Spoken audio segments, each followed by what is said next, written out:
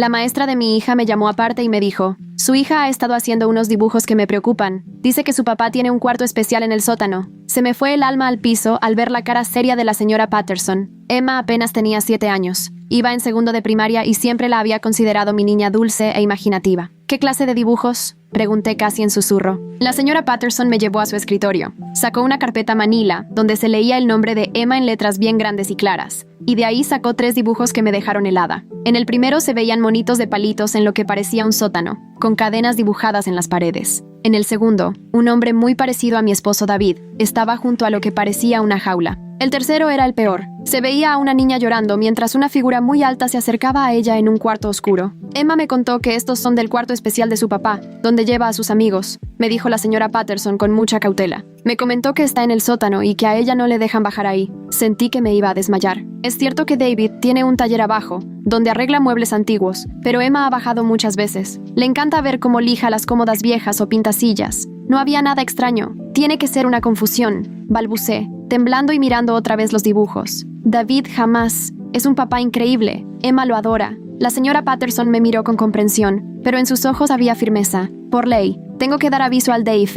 Van a querer hablar con usted y con Emma, y seguramente vayan a revisar su casa. ¿Avisar de qué exactamente? ¿De que mi hija tiene mucha imaginación? Pero mientras lo decía, noté lo defensiva que sonaba. La señora Patterson llevaba 20 años enseñando, y seguro había visto de todo. No iba a estar tan preocupada sin razón. Hay detalles en lo que describe Emma que son delicados. Siguió. Dijo que los amigos de su papá se juntan en la noche y bajan al cuarto especial, que a veces escucha ruidos fuertes desde abajo que la despiertan. Empecé a repasar mentalmente los últimos meses, buscando si alguna vez hubo visitas nocturnas o sonidos raros. Es cierto que a veces David invita a amigos para trabajar en proyectos de restauración, pero eso me parecía muy normal. Son aficionados que comparten el gusto por los muebles antiguos y a veces se les hace tarde. ¿Puedo hablar con Emma?, pregunté. Quiero entender qué está tratando de decir. La señora Patterson dudó y luego me dijo, lo mejor sería que primero hablara con ella el investigador del DIF. Ellos saben cómo entrevistar a los niños en estos casos, sin influirles ni contaminar su versión. La palabra testimonio me cayó como balde de agua fría. Esto ya no era un simple malentendido.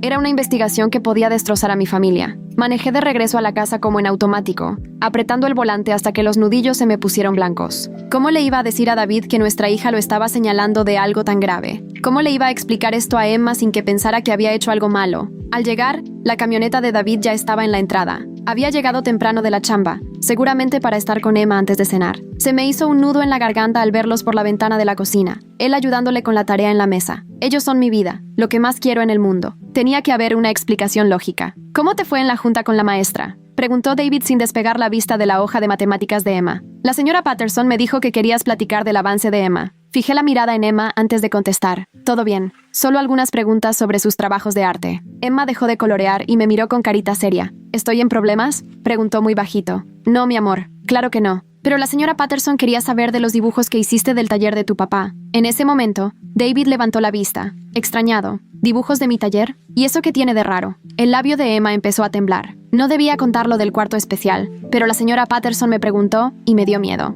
¿Qué cuarto especial, cariño?, pregunté, arrodillándome junto a ella. El donde los amigos de mi papá juegan y hacen mucho ruido. David y yo nos miramos. ¿Qué juegos ruidosos?, preguntó él. Donde la gente grita y hace mucho ruido. Los escucho aunque ya debería estar dormida. Sentí alivio de inmediato. Ay, mi niña, esos solo son tu papá y sus amigos trabajando en los muebles. ¿Sí te acuerdas lo fuerte que suena la lijadora? Y a veces tienen que martillar cosas. Pero Emma negó con la cabeza, muy seria. No, esto es diferente. No usan herramientas, solo gritan mucho, y luego se quedan bien callados. El alivio se esfumó en un segundo. La cara de David perdió color. Emma, ¿cuándo escuchas esos ruidos? En la noche, después de que me acuestas. A veces viene el señor Rodríguez, y el señor Thompson, y otros señores que no conozco. Estaba describiendo justo al grupo de amigos de David. Se juntaban una vez al mes, normalmente los sábados en la noche, cuando Emma ya debía estar dormida. Pero si ella escuchaba gritos y cosas extrañas, David, dije despacio, ¿qué hacen exactamente cuando están abajo durante esas reuniones? Ya sabes, trabajamos en proyectos, compartimos ideas, a veces vemos videos de restauración, pero su tono era distinto, más tenso de lo normal, y lo noté de inmediato. ¿Puedo ver el taller ahorita?, pregunté. Apenas si se le notó, pero David apretó la mandíbula. ¿Por qué? Tú ya has bajado antes. Sí, pero la maestra de Emma está preocupada por sus dibujos y el DIF va a venir a revisar la casa. Solo quiero asegurarme de que todo esté bien. ¿Que todo esté bien cómo? ¿Que no estoy maltratando a nuestra hija? Subió la voz y Emma se asustó. David, por favor, no te estoy acusando de nada. Solo quiero entender qué está viendo o escuchando Emma para que haga esos dibujos. De pronto se paró, empujando la silla con fuerza. Está bien, vamos al taller. Pero esto es una locura y lo sabes. Bajamos juntos al sótano, y aunque le sugería a Emma quedarse arriba, ella nos siguió. Todo estaba igual que siempre. Bancos de trabajo llenos de herramientas, muebles a medio restaurar, estantes con barnices y brochas. Nada fuera de lo normal, pero al mirar con más detalle, empecé a notar cosas que antes nunca había visto. Al fondo del taller había una puerta pesada que yo siempre creí que usaban para guardar cosas. Esa noche la vi cerrada con un candado que parecía recién puesto. ¿Qué hay detrás de esa puerta?, pregunté. Nada, solo es la bodega. Ahí guardamos adornos de Navidad, equipo de campamento viejo, ese tipo de cosas. ¿Puedo ver?, insistí. David se quedó callado un instante, más de lo normal. Solo es basura, Sara. Nada interesante. En eso, Emma me jaló la camisa y susurró. Ahí es donde hacen los juegos ruidosos, detrás de la puerta especial. Sentí el corazón acelerarse. David abrió la puerta. Sara, estás exagerando. Emma tiene 7 años y una imaginación enorme, y ya dejas que su maestra te meta ideas raras sobre mí. ¿Quieres que te lo pruebe? Mira, aquí está. Solo es la bodega. Nos quedamos mirándonos un buen rato. Al final, David sacó una llave del bolsillo y abrió el candado. Adentro no había nada fuera de lo normal. Los adornos navideños apilados en una esquina, el equipo de campamento arrumbado y varias cajas etiquetadas con mi letra llenas de ropa y libros viejos. Me sentí entre tonta y aliviada. ¿Ves?, dijo David, aunque se notaba que seguía a la defensiva. Te lo dije, solo es una bodega. Pero Emma se metió corriendo y señaló la pared del fondo. Los juegos son allá atrás, detrás de las cajas. Seguí la dirección de su dedo y noté que las cajas estaban acomodadas como barrera, claramente a propósito. Cuando las moví, apareció otra puerta, esta más chica, casi escondida, cerrada con un cerrojo y un candado grande. David, susurré apenas. ¿Y esto qué es? Es una carbonera vieja. La casa es de los 40. En el barrio hay varias así. Está cerrada porque es peligroso. El piso está desnivelado y puede haber asbesto. No quiero que Emma se meta por error y se lastime. Parecía lógico, pero algo en su forma de hablar se sentía ensayado, como si ya tuviera lista esa explicación para cuando alguien descubriera la puerta. Ábrela, le pedí. Sara, es peligroso. No hay nada, solo tierra y restos de carbón. Entonces no pasa nada si solo echamos un vistazo. Emma, pegadita a mí, me tomó la mano. Desde ahí escucho los juegos ruidosos, dijo bajito. Gente llorando, pidiendo que paren. A David se le fue el color de la cara. Emma, no puedes oír nada desde aquí. El cuarto está insonorizado por el polvo de carbón. Seguro te confundes de dónde vienen los ruidos. Insonorizado, dijo, no aislado, ni polvoso. ¿Por qué una carbonera estaría insonorizada? David, abre la puerta ahora o llamo a la policía. Por un segundo pensé que se iba a negar. Luego, temblando, sacó otra llave y abrió el candado. La puerta se abrió hacia adentro y vimos unas escaleras de madera bien empinadas que bajaban a la oscuridad. David tanteó el marco, prendió la luz y lo que iluminó me hizo tomar a Emma y ponerla detrás de mí. Eso no era una carbonera. Había alfombra, muebles, varias sillas acomodadas en círculo y una tele grande colgada de la pared. Pero lo que me revolvió el estómago fue ver sujetadores fijos en las paredes, cámaras en trípodes y una pila de DVDs regados en una mesa. Dios mío, exhalé. David, ¿qué es todo esto? No es lo que piensas, contestó en automático. Solo vemos películas aquí, películas para adultos, las del grupo de restauración. Tomamos unas cervezas y... Esas no son sillas para ver películas, David. Son sujetadores. Le solté, la voz cada vez más alterada, aunque intentaba mantener la calma por Emma. ¿Y para qué necesitas cámaras? Sara, por favor, déjame explicarte. No es lo que parece. Pero yo ya estaba jalando a Emma de regreso a las escaleras. La cabeza me daba vueltas de solo pensar en todo lo que eso podía significar. Nos vamos. Ahora, no puedes llevarte a Emma. También es mi hija, dijo David, y el tono posesivo me heló. Aléjate de nosotras, le dije, cargando a Emma mientras corría a las escaleras, con el corazón latiendo tan fuerte que me retumbaba en los oídos. Oí a David detrás de mí, pero ni volteé. Tomé mi bolsa y las llaves del coche de la mesa de la cocina, y me fui directo al auto con Emma. Mami, ¿qué pasa?, preguntó mientras yo la abrochaba al asiento con las manos temblorosas. Vamos a casa de la abuela un tiempo, ¿sí? ¿Va a venir papá? No, mi amor, papá se queda aquí. Llamé al 911 apenas llegamos a casa de mi mamá, 20 minutos después. Emma jugaba en la sala y mi mamá preparaba chocolate caliente, tan nerviosa como yo. La operadora escuchó mi reporte con calma, me hizo preguntas y me aseguró que ya iban patrullas a la casa. 2 horas después, llegó la detective Martínez con una trabajadora social, Janet Collins. Primero me entrevistaron a mí, anotando todo, los dibujos de Emma, lo que dijo su maestra, lo que encontramos en el sótano. Luego hablaron con Emma mientras yo caminaba de un lado a otro en la cocina, tomando café que ni sentía de lo nerviosa que estaba. Lo que cuenta su hija coincide con lo que usted halló, me dijo por fin la detective Martínez. Ella dice que escuchaba voces de adultos, llanto y juegos donde la gente salía lastimada. ¿Qué significa eso? ¿Qué hacía David ahí? Seguimos investigando, pero por el equipo y cómo estaba todo, parece que tiene que ver con producción o consumo de material ilegal. No sabremos el alcance hasta revisar todo y analizar lo que encontremos. Janet me explicó que Emma tendría que hablar con especialistas y que había que prepararnos para una investigación larga. ¿Su hija alguna vez le dijo que la tocaran o la llevaran a ese cuarto?, preguntó. No, nunca. Siempre dijo que no la dejaban bajar. Eso es buena señal. Significa que tal vez solo llegó a escuchar. No fue víctima. Escuchar la palabra víctima me dejó sin fuerzas. Me desplomé en la silla de la cocina de mi mamá, tratando de entender que el hombre con el que viví 10 años podía ser un depredador y que todo estaba pasando justo debajo de nuestras narices mientras Emma dormía arriba. El teléfono no paró de sonar el resto del día. Reporteros, vecinos preocupados, David llamando una y otra vez hasta que por fin bloqueé su número. Mi mamá abrió la puerta cuando tocaron a medianoche y regresó con cara seria y unos papeles en la mano. Es una orden de restricción, nos avisó. David no puede acercarse a ti ni a Emma, ni ponerse en contacto con nosotras, y tiene prohibido estar a menos de 150 metros de esta casa. Al día siguiente nos enteramos de que la policía había arrestado a David justo aquí, en la casa, cuando ejecutaron la orden de cateo. La detective Martínez me llamó para decirme que encontraron pruebas muy claras de lo que ella describió como una operación bastante compleja, con varios involucrados y varias víctimas. ¿Cuántas víctimas?, pregunté, aunque la verdad me daba miedo saberlo. Seguimos identificando a más personas, pero la investigación ya va mucho más allá de lo que imaginamos al principio. Su esposo, por lo que hemos visto, llevaba años metido en esto. ¿Años? Me acordé de todos esos sábados que David organizaba aquí a su grupo de restauración, de las ocasiones en que escuchaba voces y yo pensando que solo platicaban sobre cómo arreglar muebles. ¿Cuánta gente habría salido lastimada en ese sótano mientras yo estaba arriba viendo la tele sin enterarme de nada?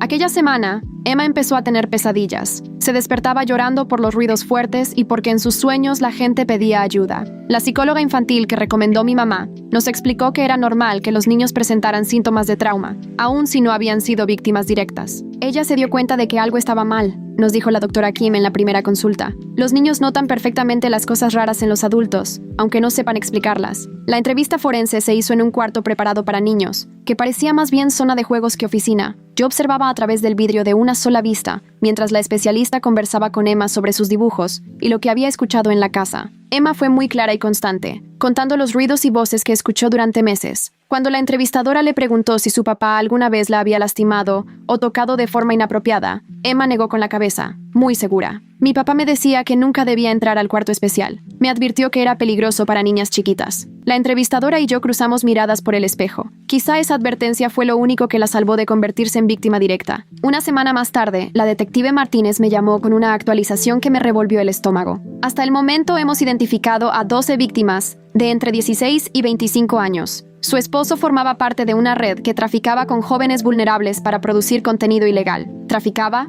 O sea que, me refiero a que estas personas eran retenidas contra su voluntad y obligadas a participar en actividades para beneficio económico de su esposo y sus socios. Me vinieron a la mente las ataduras que vi, el aislamiento acústico que David mencionaba, las cámaras en ese cuarto. ¿Cuánto tiempo llevaba esto? Por lo que hemos encontrado, al menos 3 años, tal vez más. O sea que durante 3 años operó una red de trata en nuestro sótano y yo vivía arriba sin tener idea. Me sentía fatal, aunque todos repetían que no había forma de que yo supiera lo que pasaba. El juicio tardó 8 meses en organizarse. En ese tiempo, Emma y yo nos quedamos con mi mamá mientras intentaba rehacer nuestras vidas. Cambié de trabajo porque la atención de los medios volvió incómodo todo en mi empleo anterior. Y Emma se cambió de escuela porque sus compañeritos comenzaron a hacerle preguntas que ella ni podía ni debía contestar. El abogado de David quiso hacer ver que él solo había prestado la casa y que fue presionado por la red, pero las pruebas eran contundentes. Registros de dinero, chats con otros involucrados y testimonios de las propias víctimas que dejaban claro que él participaba activamente. El día que me tocó testificar fue la primera vez que vi a David desde la noche que salimos huyendo a casa de mi mamá. Se veía más chico, cansado, con un uniforme naranja que le hacía ver la piel ceniza. Cuando el fiscal me pidió que contara cómo había encontrado el cuarto secreto, lo miré directo y relaté todo. Las ataduras, las cámaras y el miedo de Emma cuando me hablaba de esos juegos ruidosos. El abogado defensor trató de hacerme quedar como una esposa distraída que debió haber notado algo, pero el fiscal demostró cómo David se esforzaba por ocultar todo, solo moviéndose cuando yo trabajaba tarde o andaba de viaje, y que el famoso cuarto estaba escondido detrás de varias puertas cerradas con llave. El jurado tardó 6 horas en ponerse de acuerdo y lo declararon culpable en todos los cargos: trata de personas, producción de contenido ilegal, conspiración y delincuencia organizada. El juez le dio 25 años en una cárcel federal, sin posibilidad de salir antes. Cuando se lo llevaron esposado, me lanzó una última mirada, no de remordimiento ni disculpa, sino con una especie de rencor, como si todo fuera mi culpa por no haber callado a Emma sobre lo que escuchó. Después del juicio, Emma y yo nos mudamos a otro estado para empezar de cero, con nuevos nombres y una vida diferente. La coordinadora de víctimas nos ayudó a acceder a recursos para terapia y apoyo económico mientras yo buscaba trabajo y casa. Las pesadillas de Emma fueron disminuyendo poco a poco, aunque a veces todavía preguntaba por qué su papá había lastimado a la gente. La doctora Kim me enseñó cómo responderle de manera adecuada para su edad, validando lo que sentía sin darle detalles que todavía no podía comprender. 2 años después, Emma ya era feliz en su nueva escuela. Tenía amigos y hacía actividades igual que cualquier niña. Eso sí, a veces dibujaba cosas alegres de nuestra nueva vida, pero también imágenes oscuras que mostraban que seguía procesando todo lo vivido. Las sesiones de arteterapia le ayudaron mucho a sacar sus sentimientos, la confusión de tener un papá que lastimó a otros y la culpa de haber contado lo que escuchó, aunque le aseguramos siempre que no hizo nada malo. De vez en cuando, recibía cartas de los defensores de víctimas con noticias del caso general. La red de David fue desmantelada y 14 personas recibieron sentencias federales. Varias víctimas recibieron apoyo y hasta crearon organizaciones para ayudar a otros sobrevivientes. El detective Martínez también seguía en contacto, enviando noticias de las apelaciones de David, todas rechazadas, y de su comportamiento en la cárcel, incluyendo varios reportes disciplinarios por intentar comunicarse con familias de otros internos. Él sigue negándose a aceptar lo que hizo, me comentó el detective en una de nuestras llamadas. Insiste en que solo prestaba el lugar y que nunca participó directamente en hacerle daño a nadie. Esa falta de remordimiento me hacía sentir agradecida por la distancia que habíamos puesto entre nuestra vida anterior y la nueva. Cuando Emma cumplió 10 años, me preguntó si podíamos ir a ver a su papá a la cárcel. Yo había temido ese momento durante meses, consciente de que tarde o temprano tendría que llegar. La doctora Kim y yo ya habíamos hablado sobre cómo acompañar a Emma en sus sentimientos complejos hacia su papá. Ese amor que los niños siempre sienten por sus padres mezclado con la confusión de saber lo que hizo. Papá tomó decisiones que lastimaron a mucha gente, le dije con cuidado. Sabemos que lo quieres porque es tu papá, pero por ahora no es seguro para nosotras tener contacto con él. Tal vez cuando seas mayor y entiendas mejor lo que pasó, podamos platicar de esto otra vez. Emma asintió, seria. A veces me daba miedo, aún antes de enterarme de que hacía cosas malas. Cuando se enojaba, su cara cambiaba y dejaba de parecerse a papá. Los niños se dan cuenta de mucho más de lo que imaginamos. Emma ya había notado que algo no estaba bien con David mucho antes de que los adultos pudiéramos ver las señales. 3 años después, cuando estaba en secundaria, escribió un ensayo para su clase de inglés sobre el valor. Habló de cómo levantar la voz cuando algo no te cuadra. Es de las cosas más valientes que uno puede hacer, sobre todo cuando los adultos no te creen o no te toman en serio. Su maestra le preguntó si podía compartir su ensayo con la orientadora, quien lo usó como ejemplo en pláticas sobre seguridad infantil y la importancia de confiar en tu intuición. Emma dio permiso, orgullosa de que su experiencia sirviera para que otros niños entendieran lo importante que es avisar cuando ven algo preocupante. Guardé sus primeros dibujos en una carpeta, junto con todos los papeles del juzgado y los documentos de atención a víctimas, no para quedarme atorada en el pasado, sino para recordarme lo necesario que es escuchar a los niños cuando quieren decirnos que algo anda mal. Los terapeutas de arte dicen que a veces los niños cuentan en sus dibujos lo que no pueden poner en palabras, y que observarlos con atención puede darnos información valiosa sobre lo que han vivido. Viendo hacia atrás, me doy cuenta de que hubo señales que yo preferí ignorar o justificar. El secretismo de David sobre lo que hacía en su taller, el equipo de vigilancia caro que instaló en la casa, según esto por seguridad, su insistencia en que Emma no bajara al sótano si él no estaba, sus amigos que me evitaban y no me veían a los ojos, los fajos de efectivo que aparecían a veces y que él justificaba con trabajos de restauración. Pero cuando quieres a alguien, te cuesta creer que sea capaz de cosas terribles, así que buscas excusas y explicaciones que te ayuden a mantener intactas tus ilusiones. Los dibujos de Emma nos obligaron a aceptar una realidad que yo llevaba años evitando de forma inconsciente.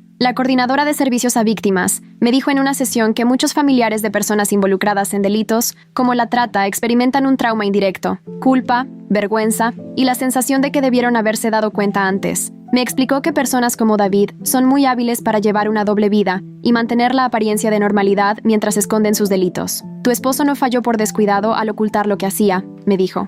Falló porque los niños son más observadores de lo que los adultos creemos, y porque tu hija tuvo el valor de decir lo que veía y oía. Ahora Emma tiene 16 años y es voluntaria en una organización que da terapia de arte a niños que han pasado por situaciones difíciles. Nunca ha querido regresar a visitar a David en la cárcel, aunque de vez en cuando escribe cartas a algunas víctimas que todavía mantienen contacto con nuestra familia. Algunas de ellas ahora son activistas y dan charlas sobre trata y apoyo a sobrevivientes. La casa donde vivimos mientras pasaba todo fue vendida a un desarrollador y la tiraron por completo. Me dio gusto saber que ya no existe, porque no imagino cómo alguien podría vivir en un lugar donde ocurrieron cosas tan horribles. A veces, cuando ando por esa zona por trabajo, paso cerca del terreno vacío y me acuerdo de la vida que tuvimos ahí, llena de mentiras y secretos que jamás sospeché. La antigua maestra de Emma, la señora Patterson, se jubiló poco después de nuestro caso, pero aún nos manda tarjetas de Navidad con notas donde nos dice lo orgullosa que está de Emma por haber hablado sobre lo que le preocupaba. Me cuenta que el valor de Emma la inspiró a poner mucha más atención a lo que los niños expresan en sus dibujos y a tomar en serio lo que comunican, por muy extrañas que parezcan sus historias. Esta experiencia nos enseñó a Emma y a mí que creerles a los niños y escuchar sus preocupaciones puede, literalmente, salvar vidas. Si la señora Patterson hubiera pensado que los dibujos de Emma eran pura fantasía, o si yo hubiera ignorado lo que la maestra decía sobre el cuarto especial de David, la red de trata habría seguido por tiempo indefinido, con muchas más víctimas. Los especialistas en protección infantil dicen que los niños casi nunca inventan situaciones de abuso o peligro, pero sí les cuesta mucho trabajo explicar sus preocupaciones de una manera que los adultos entiendan o crean. El arte de Emma fue una ventana a cosas que ella no alcanzaba a comprender del todo, pero que en el fondo sabía que no estaban bien. La doctora Kim nos explicó que el cerebro de los niños está programado para captar peligros y contradicciones en el comportamiento de los adultos, incluso si no tienen las palabras o el conocimiento para explicar lo que perciben. Emma sentía que lo que pasaba en el sótano era dañino para alguien, aunque no supiera exactamente de qué se trataba. Hoy Emma es una chava segura y elocuente, que defiende a otros niños, y tiene una relación muy cercana con varias sobrevivientes de trata, que se han vuelto parte de nuestra familia extendida. El golpe de descubrir lo que su papá hacía siempre será parte de su historia, pero no la limita ni define lo que puede lograr. Ha aprendido que decir la verdad, aunque sea difícil o de miedo, es una forma de valentía que puede proteger a los más vulnerables y evitar que el daño siga. El caso contra David y sus cómplices provocó cambios importantes en la manera en que la policía investiga posibles redes de trata, y también en cómo las escuelas capacitan a su personal para detectar señales de abuso en lo que comunican los niños. Los dibujos de Emma ahora forman parte de los materiales de capacitación para maestros y trabajadores sociales, ayudándolos a comprender que, muchas veces, los niños expresan lo que viven a través de su arte, aunque no puedan decirlo con palabras. Mucha gente me pregunta cómo le hice para volver a confiar en alguien después de que me traicionara tan feo una persona a la que quería mucho. Y la verdad es que aprendí a fijarme en los detalles que no encajan y a seguir mi intuición cuando algo no me cuadra, aunque no siempre sepa explicar exactamente por qué. Emma y yo hemos construido una relación donde lo más importante es hablar con confianza y tener claro que en nuestra familia no caben los secretos, sobre todo si se trata de cosas que hacen sentir incómodos a los niños. Platicamos seguido sobre el cuidado del cuerpo, sobre poner límites y sobre lo fundamental que es acudir con un adulto de confianza si algo no se siente bien. En la organización donde Emma es voluntaria, crearon un programa que se llama El Arte Habla, donde ofrecen terapia de arte gratis a niñas y niños en situaciones de mucho riesgo. Emma participa facilitando sesiones en las que los niños pueden expresar lo que han vivido dibujando o pintando, mientras terapeutas capacitados interpretan sus creaciones para detectar señales de abuso o de trauma. Gracias a este programa, han podido identificar a decenas de niños que necesitaban ayuda urgente, demostrando que lo que le pasó a Emma no fue un caso aislado. De hecho, muchos niños avisan que están en peligro por medio de sus dibujos, mucho antes de tener el valor o las palabras para decirlo tal cual. Ya han pasado 10 años desde aquella conversación con la señora Patterson, que cambió todo en nuestras vidas. Ahora Emma se está preparando para entrar a la universidad y está pensando en estudiar trabajo social o defensa de víctimas. Ella misma dice que lo que vivió le enseñó lo crucial que es escuchar a los niños y creerles, sin importar cómo elijan expresar sus preocupaciones. David sigue encerrado en una prisión federal,